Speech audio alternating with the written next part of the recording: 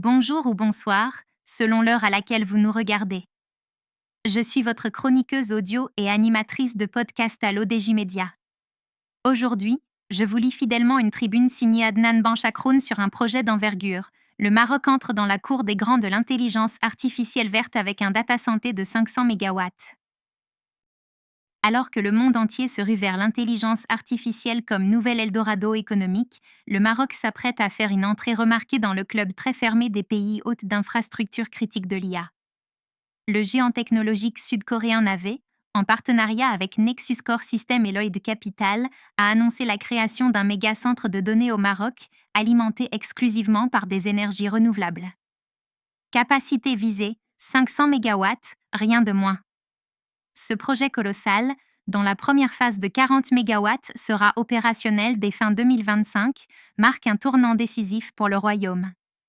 Il ne s'agit pas simplement de construire des serveurs ou de stocker des données, mais de positionner le Maroc comme un hub stratégique pour une IA souveraine au service de l'Europe, du Moyen-Orient et de l'Afrique. L'auteur précise que ce méga-projet ne se limite pas à une infrastructure, il reflète une volonté stratégique. Ce projet, à la croisée des enjeux climatiques, géopolitiques et économiques, illustre une ambition claire, héberger l'infrastructure fondamentale de l'intelligence artificielle de demain, tout en respectant les engagements environnementaux. Grâce à un partenariat énergétique avec Taka Morocco, leader national de la production d'électricité, ce data center sera alimenté exclusivement par des sources renouvelables, notamment solaires et éoliennes. Avec une capacité cible de 500 MW, il se positionne parmi les plus grands d'Afrique et pourrait même, à terme, rivaliser avec certains géants européens. Pour rappel, un data center classique de grande échelle opère généralement entre 100 et 300 MW. L'auteur ajoute que le choix du Maroc n'est pas un hasard mais une décision mûrement réfléchie. Plusieurs facteurs ont plaidé en faveur du Maroc pour accueillir ce projet stratégique. 1. Sa stabilité politique et macroéconomique, rare dans la région.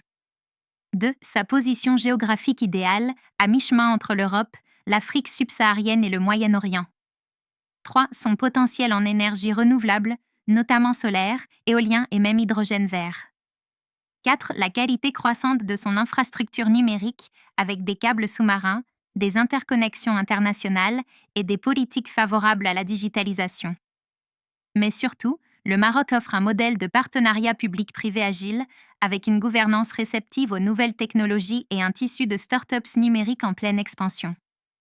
L'auteur insiste ensuite sur la notion centrale d'une IA souveraine et régionale.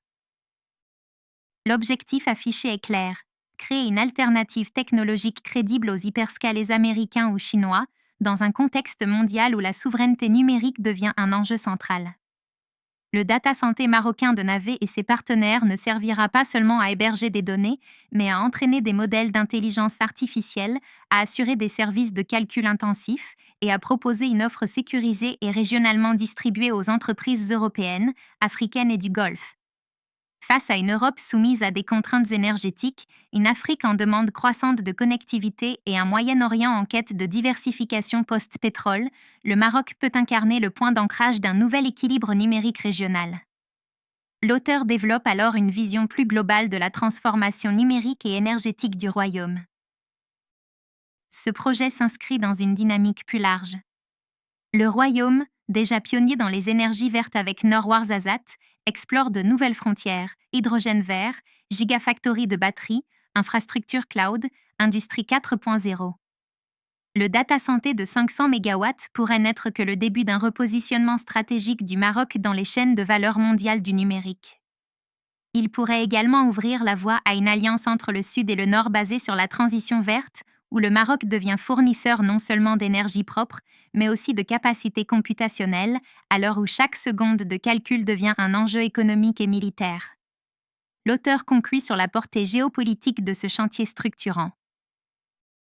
Ce partenariat entre Nave, Nexus Core Systems, Lloyd Capital et Taka Morocco n'est pas qu'un investissement dans des serveurs. C'est une déclaration d'intention, le Maroc veut compter dans la nouvelle géopolitique de l'intelligence artificielle.